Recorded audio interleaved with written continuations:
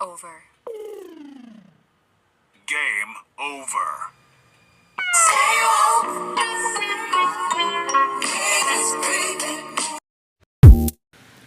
Donate. Make sure you donate to the right things. Thank you. God bless you.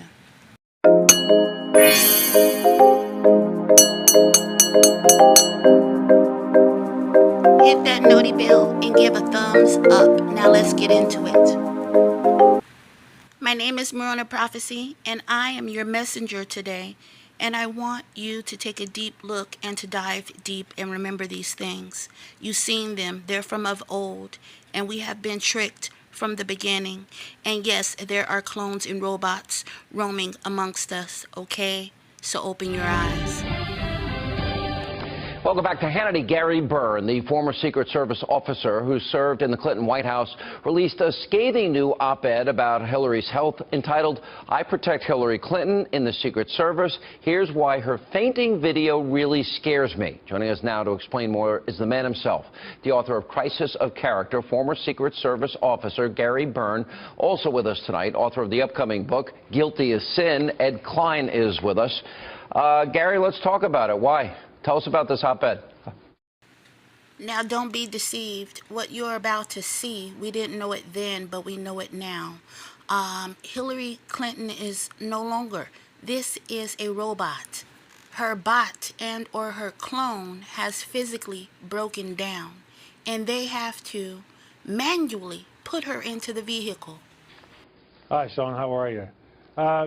What I saw, Sean, the reason I wrote the op-ed was because what scared me was that clearly Mrs. Clinton was having some kind of medical episode. Now, I am not a medical expert, as you know, but I am an expert on observation, and I'm also an expert on Secret Service procedures.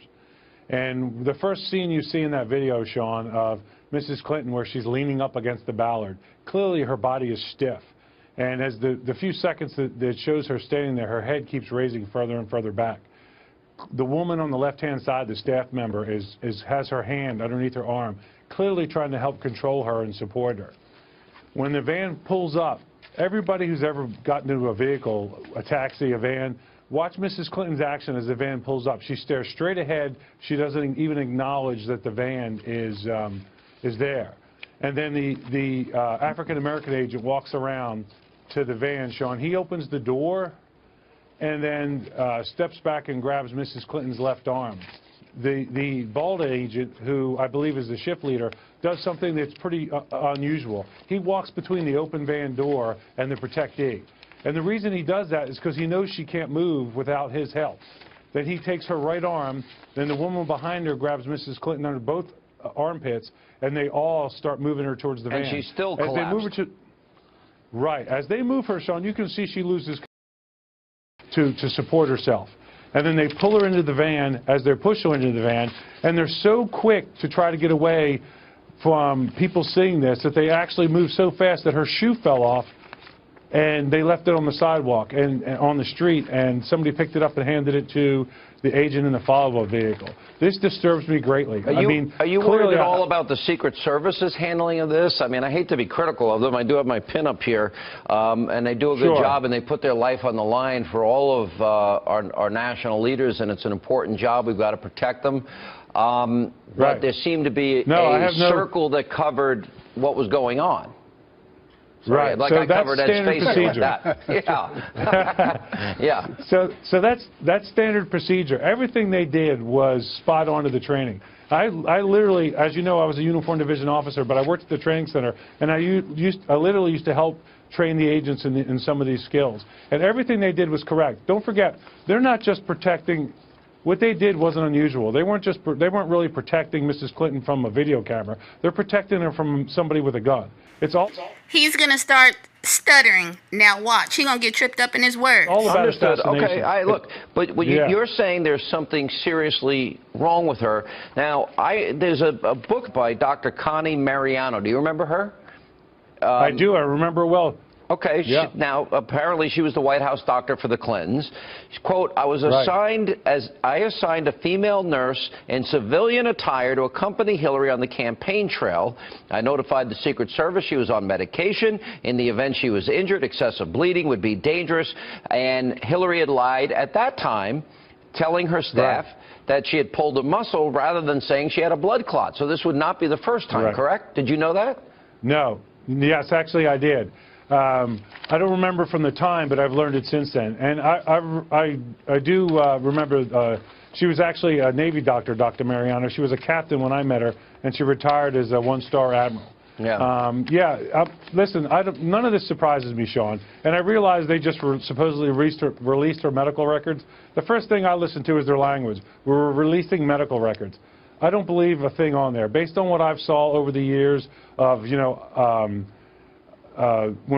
for instance, Mrs. Clinton first claimed at the Benghazi attack that it was a video, and you go back to her husband claiming that he did not have an affair with the intern, Monica Lewinsky. I don't believe a thing out of their campaign's propaganda. Yeah. All right, Ed Klein, we do know that most voters doubt Hillary. Now, I don't believe a thing that they say either, too, because they're all into spiritism. Now, you remember Mr. Weiner and those files that they tried to get Hillary to, tell the truth about? About what was in the emails regarding the children, okay, with the Pizzagate and the, okay, you guys already know, right? Let's continue. These people are Baal worshippers. These people are Moloch worshippers. They throw and cast their children into the fire. Hillary is telling the truth about her medical condition. With good reason. And Bill Clinton now says she frequently collapsed. He actually exposed that. You've got the video of her, remember, going up the stairs in February. I mean, she could barely walk upstairs. You have another Democratic politician saying, yeah, I gave a speech with our Senator White House, and saying she could barely walk up to the podium, for crying out loud. And then there was another point where Hillary admitted she had collapsed a few times. She's perfectly fine except for pneumonia. Pneumonia, that's a problem. They don't tell the truth, so I don't believe anything that their doctor is putting out, because they can get any doctor feel good to say anything they want. Absolutely. Now, I've been for over 2.5 years reporting on her health, as you know. And I've been speaking to friends and associates who tell me when they visit Chappaqua, where the Clintons live, Hillary... I understand why they hide, but I don't understand why they lie. And that's how you know that it's something more strange going on in the background. She frequently faints or swoons. That when she sits down, she has to put her legs up because she's worried about blood clots. That she has Huma Abedin bringing her cold compresses all the time. This is a woman who, what we've seen, this video, is just the tip of the iceberg of something that's been going on for a long time. I agree with you, and the problem here is, the media is so dishonest and so corrupt and so in the tank for her that they advance the phony narrative, oh, it was so hot outside. It was 75 to 77 degrees and breezy. That is not hot. And pneumonia doesn't make you faint. There's one more thing. Also. True. Yeah. There's one more thing I'd like to point out. If you saw anybody else show the same behavior that we saw Mrs. Clinton show, standing there leaning up against that Ballard, the Secret Service would have taken them immediately to the hospital. So what that tells me is that whatever's wrong with her, they appear to be treating it, and the service knew she was going to get treatment, either in the van or at the family member's apartment that they went to. If you saw anybody else behave like that, you would immediately take them to the hospital. I agree, and Ed, that's she has control. They got in the car, and I would argue that the New York Post had it right. The reason she didn't want to go to the hospital, because then she would have to disclose what her real condition is, and they don't want to tell the American people the truth. Exactly, and I still think they're not It's certainly possible, yes. But what happens if she now gets back on the campaign trail and she faints again, a second time? Let's see what happens. There'll be another set of lies. Yeah. All right, guys, thank you very much. There'll be another set of stories. Yep. At the very...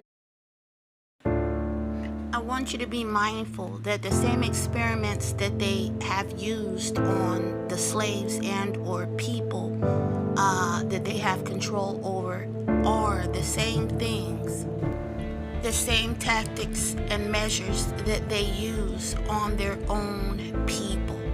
I mean the powers that be, the higher up, the deep state. These people are also Luciferians. They are Satanists. There is a reptilian bloodline going on with the Bush administration. I don't think I will be getting into this video, but I just want you to be aware of that this is draconian rulership, and these things are actually going on behind the scenes. And so sometimes you see accidents, you see, because nothing is perfect. The only thing that is perfect is God. You see what I'm saying? So these people are exposed. The darkness comes to the light, and you start to see glitches, and you start to see between the lines. Okay, so that's why if you have ears to hear, let him hear. If you have eyes to see, let him see, and be illuminated and be in the truth, because it will set you free. Now listen up, there is more.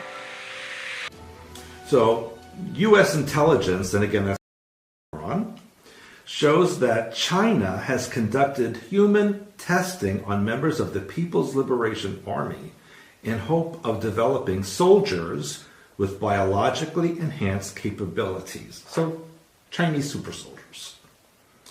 And so, you know, you can go to the restaurant and you say, I want a super soldier, please. So if China has super soldiers, what do you think that the U.S. has? We are the first superpower. Do not forget. China is the second. We are still the biggest and greatest by far. Our military, they cannot touch us. But everything that we are doing, it is hidden because we run the world. Okay, you got two. You want two? I gave you two.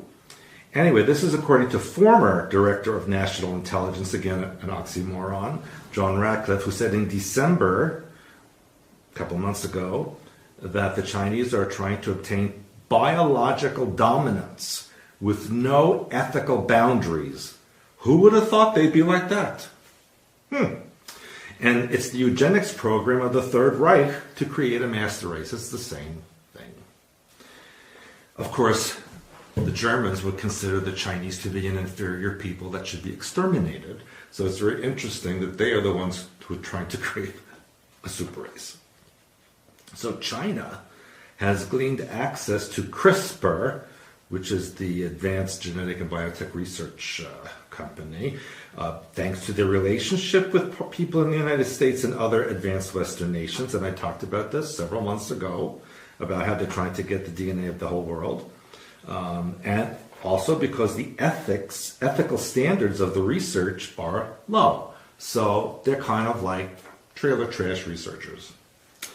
So a Chinese geneticist by the name of Bing Su, who's at the state-run Kunming Institute of Zoology, recently, now listen to this, and what does it remind you of? Inserted the human MCPH1 gene, which develops the brain, into a monkey. The insertion could make that animal's intelligence more human than that of the lower primates. Su's next experiment is inserting into the monkeys the SRGAP2C gene, related to human intelligence, and the FOXP2 gene connected to language skills. So it's that Planet of the Apes, basically, going on over here.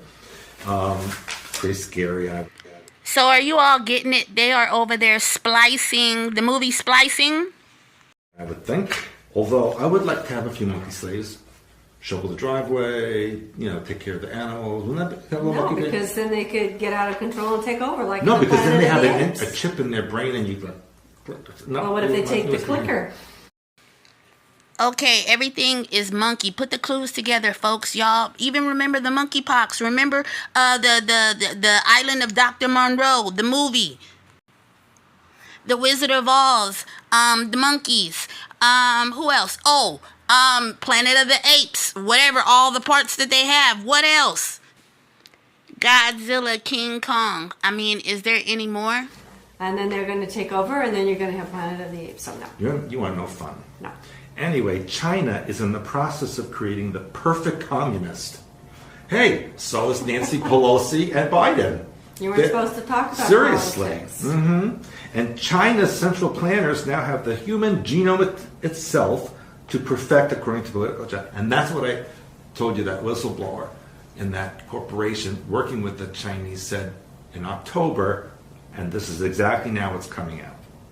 So they basically are capable of fundamentally altering all life on this planet according to the whims of the communist regime. So there will be no more humanity if this is not stopped. And the government of China is apparently pure demonic evil, period, and they need to be stopped, unless you like to be a robot. Speaking of people who need to be stopped, the World Health Organization, now this is actually a funny story. The World Health Organization team investigating the origins of the coronavirus pandemic said that that it's not from the lab in Wuhan, China. It's not true, and that it actually came from an animal and spread to humans. Then why don't animals have it? Well, you know, sometimes they test some animals now. Yeah, they also test vegetables and fruit. Okay, it's ridiculous. You know. This is what's interesting because you're speaking of robots. You mentioned robots. This interview, actually, I don't even know how it came across my desk. I don't know if I just stumbled on it or somebody sent it to me. But apparently back in 2015, October, Hillary Clinton gave an interview with a BuzzFeed podcast called Another Round. And in this podcast, she had said that she's a robot. Yeah, I told you about that. Well, yeah, well then maybe that's why Yeah. Lately, she's deployed self-deprecation to soften her image, even mocking her robotic demeanor. I was constructed in a garage in Palo Alto a very long time ago. Maybe I found it. It said the shocking admission came during the interview in which an astute interviewer noted that the Democrat presidential candidate, remember this is 2015, did not sweat during the interview. Who else do we know that said they didn't sweat? You forgot already? Prince Andrew. Remember? I know he said that. Yeah, but that's all over the news because that woman was accusing him of all kinds of horrible things, and he said, well, and she said he was sweaty, and he said it couldn't have been me because I don't sweat. So it's interesting because this interview, Clinton says she doesn't sweat. So other reporters and Clinton associates have remarked upon Clinton's remarkable ability to not sweat, even when working the rope line on a hot Iowa day. Well, you know, that's actually dangerous because you could die from that. Not if you're a robot. So anyway, the host said, I don't mean sweat because you're nervous, I just mean physically. I'm genuinely curious what your deodorant is. So then, Who cares? I'm going to tell you, and you're going to care when you listen to this. Apparently, though, it says the traditional one weird fact about Clinton, she says, the weirdest thing about me is that I don't sweat. And it's interesting because of this Prince Andrew thing. That's not the weirdest thing. So then, the BuzzFeed suggested that Clinton was a robot. And Hillary said, you guys are the first to realize that I'm really not even a human being. I was constructed in a garage In Palo Alto. A very long time ago. People think that, you know, Bill Gates and Steve Jobs, they created it. Oh no, I mean a man whose name shall remain nameless created me in his garage. She said this. So then the interviewer says, are there more of you? And Hillary says, I thought he threw away the plans. At least that's what he told me when he programmed me. That there would be no more. I've seen more people that kind of don't sweat, and other things that make me think maybe they are part of the new race that he created, the robot race. It's fascinating. Then the interviewer says, so there's a cyborg army, is what you're saying, and Clinton says, but you have to cut this. You can't tell anybody this. I don't want anybody to know this. This has been a secret until we are here in Davenport, Iowa, and I'm just spilling my electronic guts to you. Oh, that was a pretty strange thing. 2015. You can look it up, the links in there. Thing. So anyway, well, that was interesting. That's probably the first truthful thing she ever said. Probably. Stranger than fiction, definitely. Let's continue. There are hugs where you just throw up your arms and go for it, and then there are hugs that keep going and going and going. Joe Biden wouldn't let Hillary go as they met on the tarmac at Scranton Airport. About 4 seconds into the hug, they semi-disengage. Nothing to see here, right? Wrong, because the vice president wouldn't unhand Hillary for almost 16 seconds. Notice how many times she tries to tap out. She lets it go, he does not. She tap out. Nope, she's just, no, he's still holding on. Okay, second tap out. For God's sake, Joe, you got to let go. This latest awkward hug would not have been microanalyzed if it hadn't been for all the other overly handy Biden moments. Critics collect them. Times when he gently rearranges a young girl's hair and whispers in her ear, then rearranges some more. There's nothing pervy here. The VP knows he's on camera at these swearing-in ceremonies, and the parents are right there as he leans in for a kiss. The VP is known as a close talker. He even does it to the president.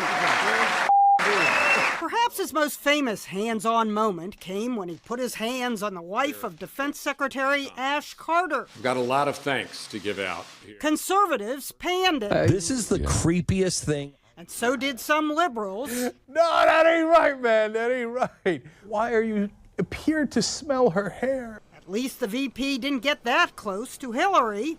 Now, Hillary and President Obama have come a long way in their history of hugging. From this paltry excuse for a hug 8 years ago after he defeated her, to this. A hug so close that Hillary closed her eyes. They even gazed into each other's eyes.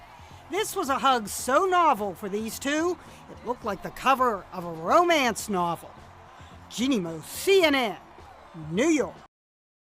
I'll be back, I promise. If you enjoyed the content, make sure you put a thumbs up. Like, share, and subscribe.